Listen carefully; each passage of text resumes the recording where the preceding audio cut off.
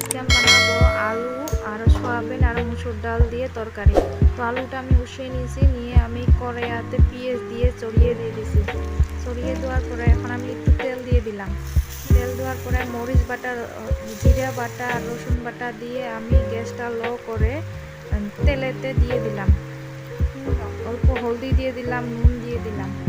দেওয়ার পরে ভালো করে কষিয়ে এখন আমি সয়াবিনগুলো দিয়ে দিচ্ছি, দিয়ে লাড়াচাড়া করে নিচ্ছি।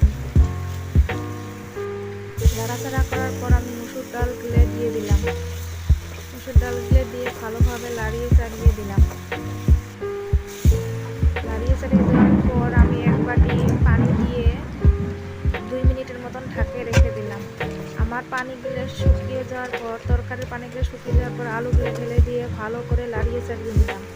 নিয়ে আমি পরিমাণ মতন জল দিয়ে এখন আমি বলক উঠতে দিলাম। আমার তরকারি রেডি।